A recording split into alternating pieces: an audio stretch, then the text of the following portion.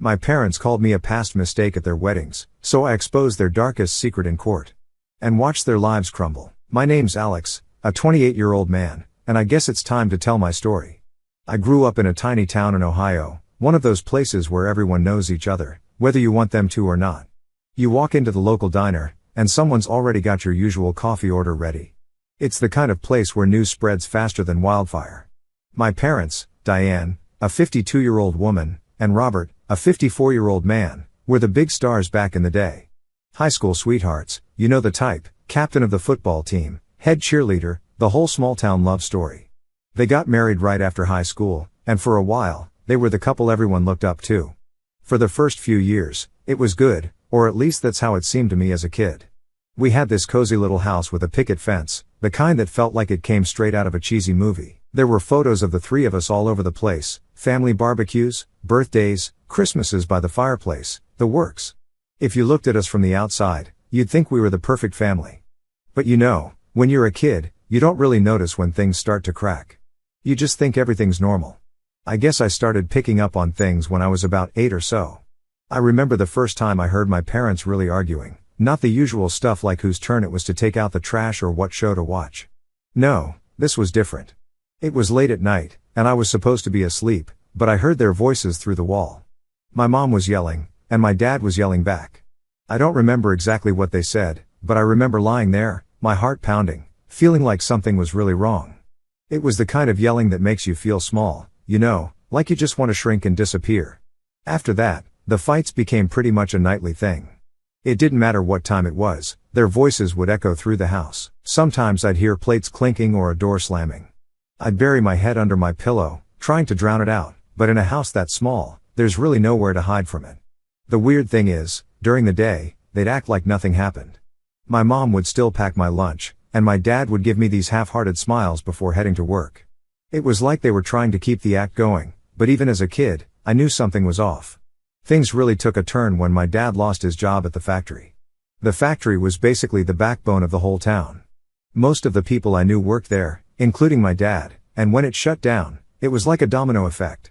Suddenly, people were struggling, businesses were closing, and the whole place felt like it was falling apart. For us, it was like someone pulled the rug out from under us. My dad had been working there since high school, and he didn't have any other skills or training, so finding a new job wasn't easy. At first, I thought my dad was just going through a rough patch, you know. I figured he'd be back on his feet soon enough. But weeks turned into months, and it was like he'd given up. He'd sit on the couch all day, staring at the TV, barely saying a word to me or my mom. Sometimes he'd just leave without saying where he was going, and when he came back, he'd look even more down. My mom started working more shifts at the diner to make up for the money we were losing, and the tension between them only got worse. It wasn't long before my grandparents noticed things weren't right. They lived nearby, both sets of them. My paternal grandparents, George, a 75-year-old man, and Martha, a 73-year-old woman, had a small farm just outside town. They were the kind of grandparents you read about in stories. Grandpa George always had a story to tell, and Grandma Martha was constantly baking something. I'd go there a lot when things got too tense at home. I guess you could say it was my escape. Grandpa would help me with homework or show me how to fix things around the farm, and it felt normal. It felt safe. Then there were my mom's parents, Harold, a 78-year-old man, and Betty, a 76-year-old woman, who lived in town. Grandpa Harold owned the hardware store, small, but it was his pride and joy. He'd let me help out sometimes, teaching me how to fix little things like leaky faucets or loose hinges. Grandma Betty was one of those people who was involved in everything. Church bake sales, the animal shelter, you name it. She dragged me along to help, and at first, I hated it, but over time, it became another place where I felt like I belonged. Around that time, it was clear my parents were just done with each other. My mom was practically living at the diner, pulling double shifts, and when she was home, she'd barely look at my dad. I don't think I've ever seen two people who were so good at avoiding each other in such a small house. My dad wasn't much better. When he was home, he'd either be out in the garage, fiddling with who knows what, or he'd be passed out on the couch. It was like they were pretending I didn't exist, or maybe they just didn't have the energy to care anymore. I remember one night when I was about 10, my mom came home from work and found my dad in the same spot he'd been in that morning, sprawled out on the couch, empty bottles around him. She lost it. I'd never heard her scream like that before, and I don't think I ever will again. She threw one of the bottles against the wall, and it shattered, pieces flying everywhere. I just stood there in the hallway, frozen, feeling like I shouldn't be there but unable to move. That night, she packed a bag and left for my grandparents' house. The next day, she filed for divorce. I overheard her on the phone with her lawyer, and even though I didn't understand everything at the time, I knew this was it. My family was falling apart. The divorce was a nightmare. They fought over every little thing, the house, the car, even the old couch that was barely holding together. It felt like the only time they spoke to each other was when they were arguing about who would get what. During all that, I practically lived with my grandparents. It was like I was in limbo, bouncing between houses, trying to find some kind of normal in all the chaos. My grandparents did their best to keep me out of it, but there's only so much they could do. The court stuff went on for what felt like forever, and by the time it was all over, my parents were like strangers to me. They split custody, but they were too busy fighting their own battles to pay much attention to me. I'd go back and forth between their houses, but honestly, I spent most of my time with my grandparents. They were the only ones who seemed to care about how I was doing. They'd take me fishing, teach me stuff about the farm, and keep me busy so I wouldn't think about the mess my parents had made of everything. I clung to those moments, trying to hold on to the feeling of being a part of something normal. Looking back, I realized that's when things really started to change between me and my parents. They were so caught up in their own drama that they stopped seeing me as their kid and more like a leftover from a failed relationship. And honestly, I think that's when I started seeing them differently too. So, let me set the scene. I was 18, fresh out of high school, and finally getting out of that tiny Ohio town. I got accepted to Ohio State University, and I couldn't have been more excited. It felt like a ticket out, like I could finally leave behind all the mess and start my own life. I had no clue what I was really in for, but that's probably what made it exciting. Moving out was kind of a blur. My parents were both there, but it was awkward. They didn't talk much to each other, just quick exchanges about packing or reminding me to double check for stuff. It was almost like they were doing it out of obligation rather than because they cared. My mom gave me one of those side hugs, and my dad just kind of patted me on the back and said, "Well, good luck, kid." That was it. I thought it was strange, but I was too eager to leave to really think about it. College was everything I hoped it would be and then some. I met my roommate, Tom, who'd end up being my best friend for life, and we clicked instantly. We bonded over video games and sci-fi movies, the kind of stuff I never really got to enjoy back home. It was like, for the first time, I had a real friend who wasn't tied up in all the family drama. Tom and I would stay up late playing games, and we became like brothers. I felt like I was finally building something for myself, something separate from my parents and all their issues. At first, I'd call my parents every couple of weeks. It felt like the right thing to do, you know. I was trying to stay connected, even if things were weird between us. But those calls never really felt like anything. My mom would ask if I was keeping up with my studies, and my dad would ask if I was staying out of trouble, and that was about it. No real warmth, no "we miss you" or "come visit when you can," just quick, almost business-like conversations. I started spacing out the calls because it felt pointless. I'd call on birthdays and holidays, and they'd do the same, but there wasn't much else beyond that. It was a few months into my freshman year when I started noticing things felt off. I remember scrolling through Facebook during a study break, and I stumbled upon a post that threw me for a loop. It was my mom, dressed in a wedding gown, and she wasn't standing alone. Right next to her was Mark, the guy she'd been seeing for a couple of years. They were smiling, all lovey-dovey, and the caption read, "Just married. Excited for our new beginning." I just stared at the screen for a few seconds, trying to wrap my head around it. My first reaction was confusion. I mean, yeah, I knew she was dating Mark, but marriage? I had no clue they were that serious. I kept thinking, wait, when did this happen, and why the hell didn't she tell me? I felt a knot form in my stomach. I scrolled through the comments, expecting to see something, anything, about me, but nope. There were just the usual congratulations from people in town, not a single mention of why her only son wasn't there. It felt like a punch to the gut. I called her right away, but it went straight to voicemail. I shot her a text, something like, "Hey, I just saw your post. When did you get married? Why didn't you tell me?" I tried to keep it casual, but honestly, I was hurt. I waited for a reply, but hours went by, then days. Nothing. It was like I didn't even exist. It took her almost a week to respond, and when she did, her excuse was that they had kept the wedding small and private, and that things had been so hectic, they forgot to invite me. Forgot. I remember staring at my phone, feeling my face get hot. How does a mom forget to invite her only kid to her wedding? It didn't make any sense, and I was furious, but at the same time, It was like part of me wasn't surprised. It just felt like another way they were pushing me further out of their lives. I tried to move on, but it was hard to shake off. It was all I could think about for the next couple of weeks. I didn't tell Tom about it. I wasn't ready to get into all the drama. I just kept it bottled up, telling myself it was no big deal and that I shouldn't care, but deep down, it ate at me. Then, just when I thought it couldn't get worse, it did. It was only about 2 weeks later. I was scrolling through Facebook again, because, I hadn't learned my lesson, when another post popped up. This time, it was my dad. He was wearing a tux, grinning next to his girlfriend of 2 years, Lisa, a 49-year-old woman. They had gotten married too, and just like with my mom's wedding, I hadn't been invited. No heads up, no nothing.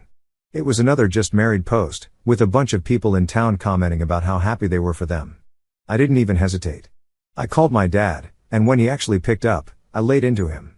I asked him why he didn't tell me he was getting married, why I wasn't there, why nobody thought to call me.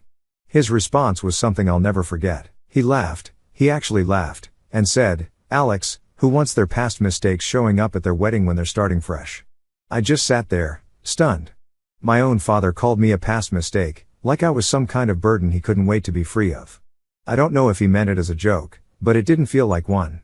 It felt like a slap in the face. I hung up without saying anything. I just sat there, staring at the wall, feeling this weird mix of anger and sadness. I guess, in that moment, I realized how little I meant to them.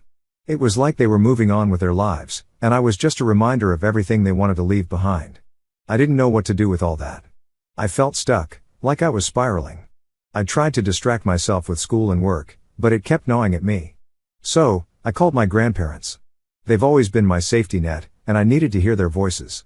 I asked them if they knew about the weddings, and to my surprise, they were just as shocked as I was. Turns out, they only got invited last minute, like days before each event, and when they asked about me, my parents told them I was too busy to come.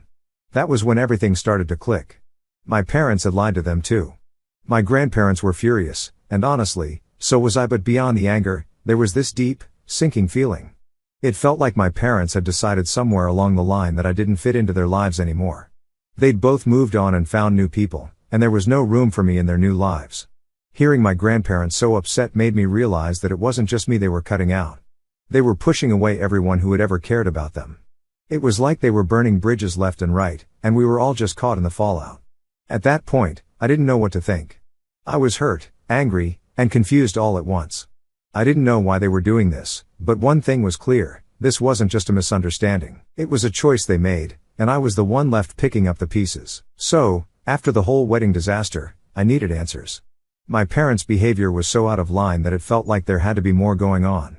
Why were they acting like I was nothing to them? And why did they lie to my grandparents about me being too busy to attend their weddings? None of it added up. I was sick of feeling like an outsider in my own family, and I decided I was done sitting around feeling sorry for myself. I flew back to Ohio to see my grandparents.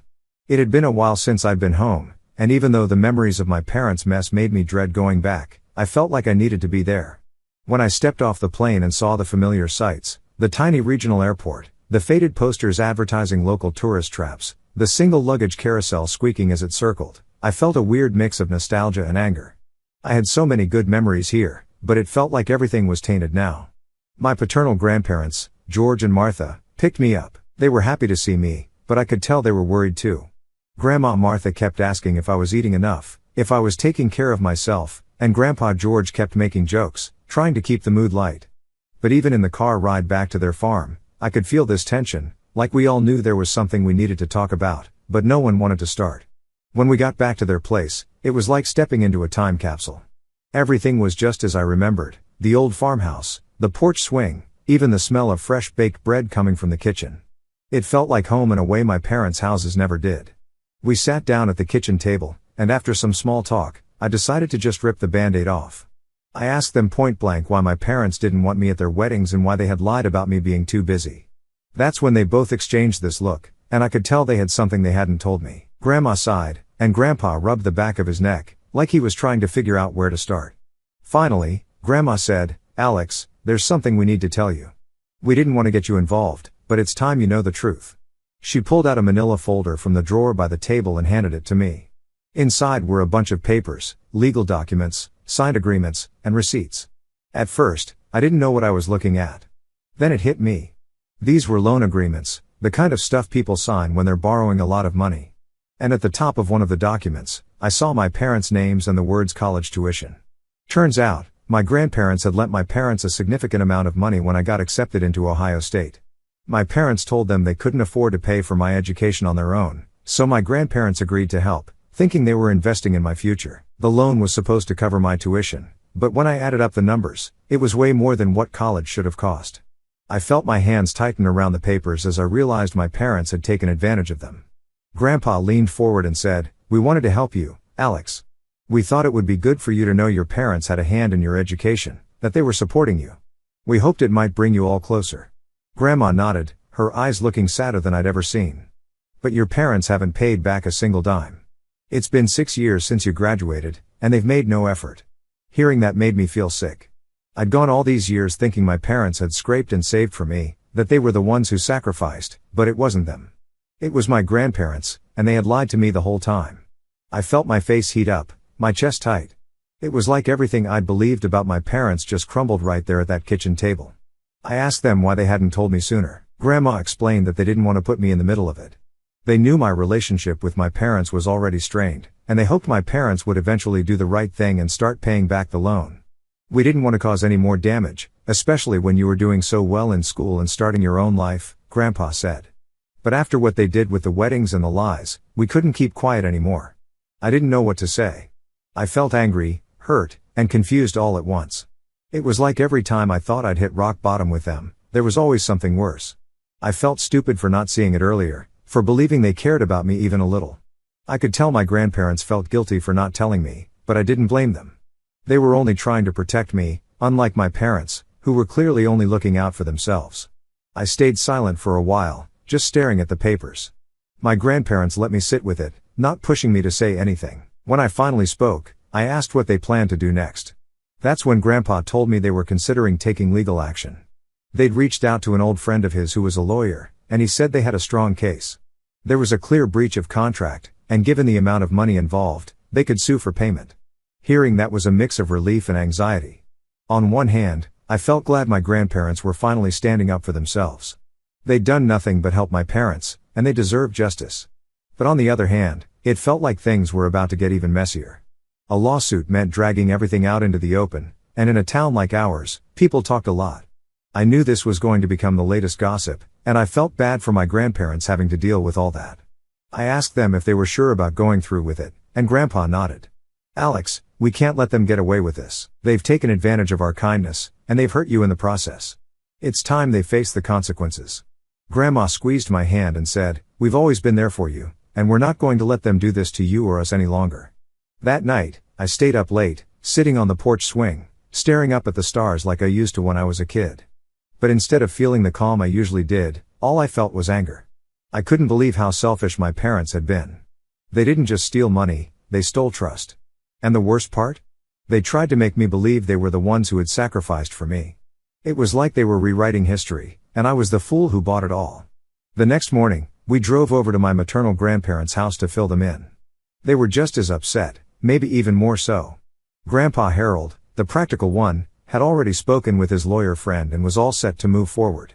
He said what my parents did wasn't just morally wrong, it was illegal. "We're going to make sure they pay for this," he said, and there was a determination in his voice I hadn't heard before. I left that visit knowing things were about to get intense. It felt like everything was coming to a head, and there was no way to avoid it now. My parents had crossed too many lines, and I was done letting them walk all over the people I loved. After everything I'd learned about my parents using my college fund, and with my grandparents ready to sue, things felt tense, like a storm was coming. I wasn't sure how it would all play out, but I knew one thing: I couldn't just sit back and watch it unfold from a distance. I wanted answers, and more than that, I needed to confront my parents face to face. I wanted to see how they'd react when they realized they couldn't keep hiding behind lies. It didn't take long for my parents to catch wind that I was back in town.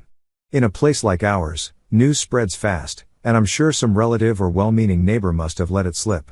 Anyway, it wasn't a surprise when my parents showed up at my grandparents' farm, completely uninvited. I was out back, fixing one of the fences, when I saw their car pull up, and immediately, I knew this was going to be a mess. My grandparents, George and Martha, came out of the house when they saw my parents step out of the car. I could feel the tension even before anyone said a word. My dad was the first to speak. He had this forced smile, like he was trying to act friendly, but it didn't reach his eyes. "Hey, Alex, can we talk?" he said, his tone so casual it made my skin crawl. I wasn't buying it for a second. I exchanged a look with my grandparents, and we all knew this wasn't the place to have it out. We didn't want to drag everything into the open right there in the driveway. So, after a quick discussion, we agreed to meet them at the local diner later that day. It was neutral ground, and more importantly, it was public. I figured they'd be less likely to cause a scene if we were surrounded by people. When we got to the diner, my parents were already there, sitting in one of the corner booths. My mom was fidgeting with a napkin, and my dad had his arms crossed, staring out the window. It was weird seeing them like that, so put together but clearly uncomfortable. It was like they were dreading what was coming, which made me think they knew exactly why we were there. We sat down, and for a moment, it was just silent. You could hear the clinking of dishes and the quiet hum of the diner's AC, but no one at our table said anything. Finally, my mom broke the silence, putting on this fake smile and saying, "It's so good to see you, Alex. We've missed you." The words felt so hollow, I wanted to laugh, but I just stared at her, not even bothering to respond. I wasn't interested in small talk. I got straight to the point. "Why didn't you tell me about the weddings?" I asked.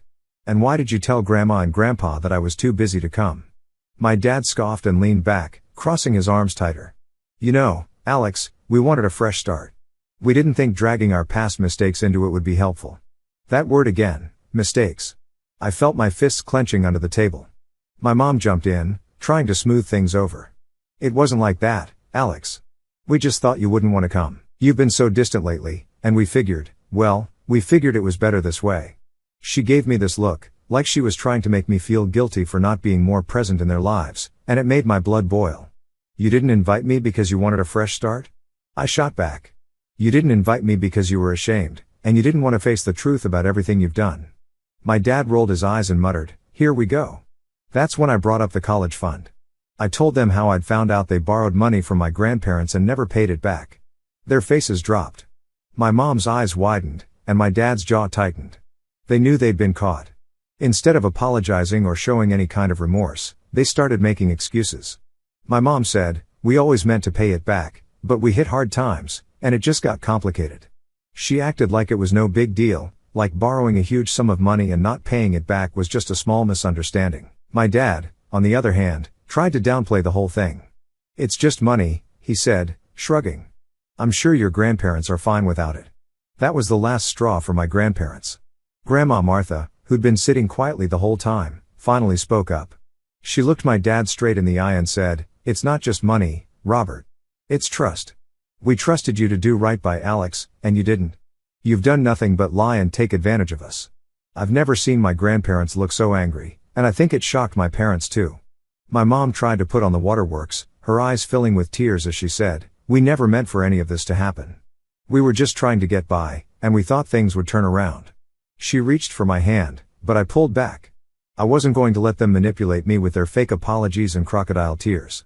My dad, seeing that this tactic wasn't working, got defensive.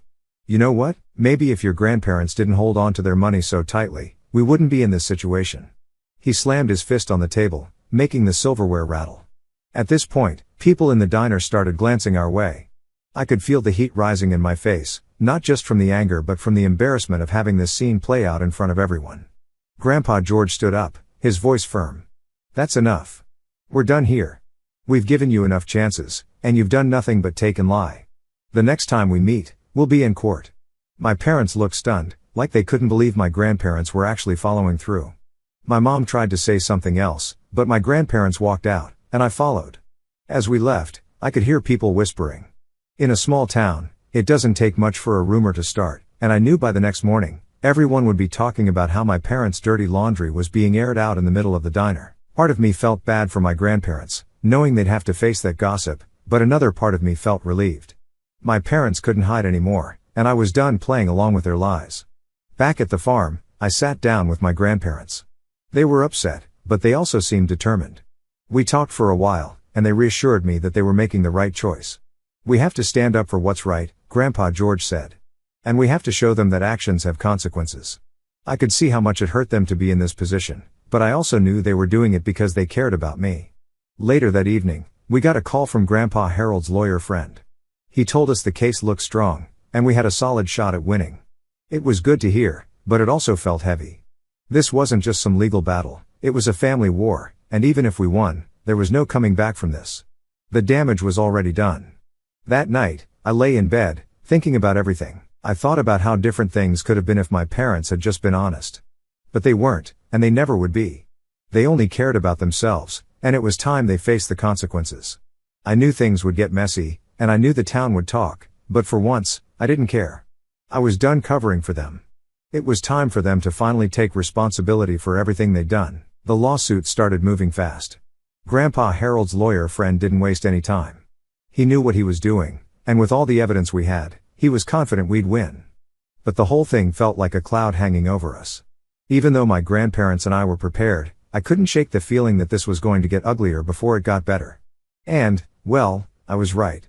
My parents must have realized they were in serious trouble because they started calling nonstop, using numbers I didn't recognize since I'd already blocked their regular ones. I ignored most of the calls, but one day, they left a voicemail that stood out. My mom's voice was shaky, almost desperate, and she said something like, "Alex, please, we need to talk. This lawsuit is ruining everything. We just want to make things right." I rolled my eyes, listening to her pleading, knowing it was just another attempt to manipulate me.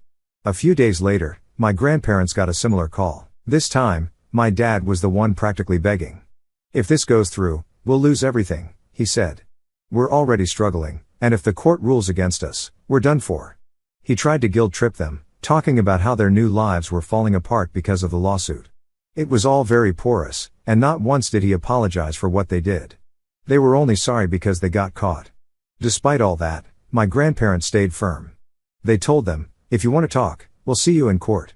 That was the end of it, and we didn't hear from them again after that, at least not directly. But of course, it's a small town, and nothing stays quiet for long. Gossip was spreading everywhere, and before we knew it, people were picking sides.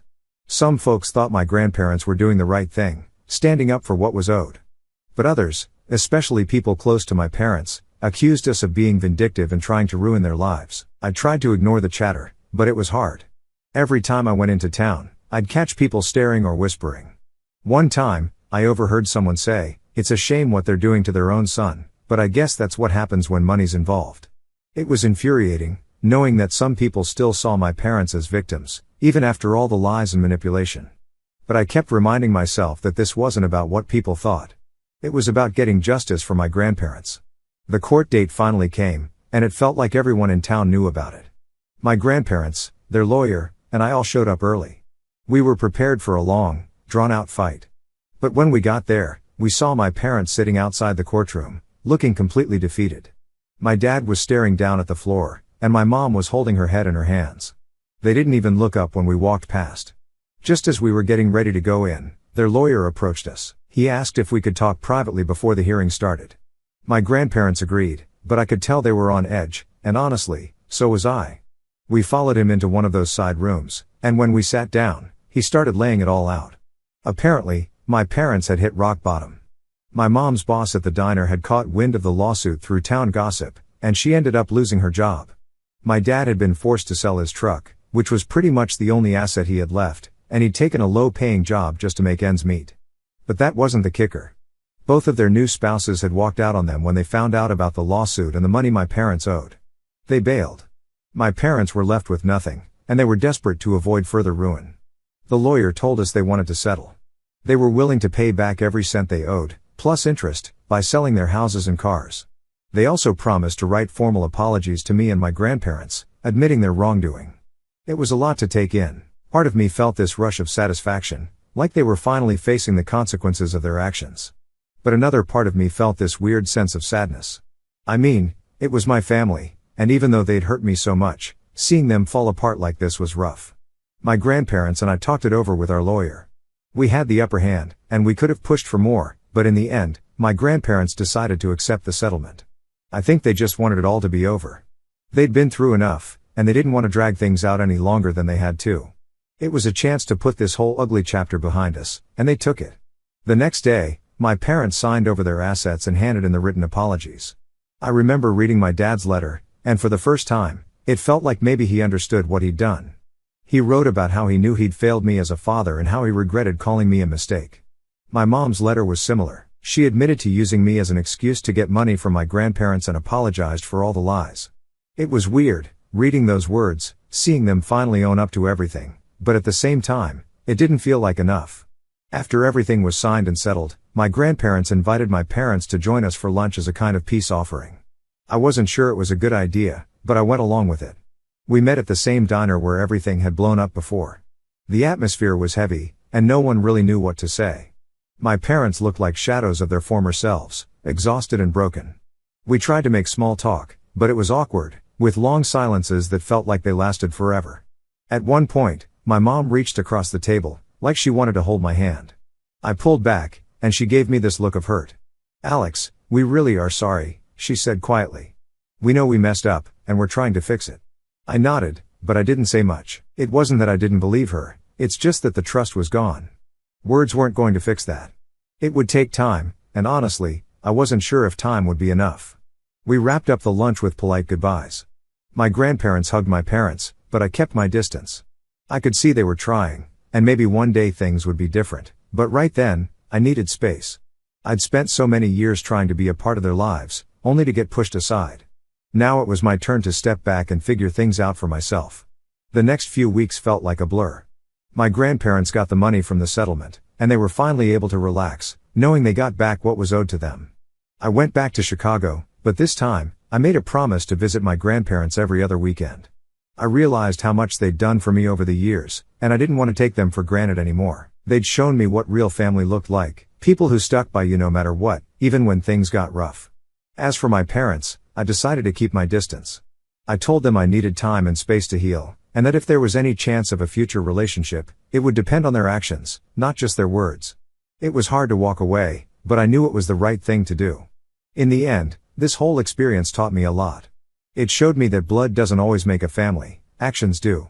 And sometimes, the people who hurt you the most are the ones who are supposed to protect you. But it also showed me that there are people who will stand by you no matter what.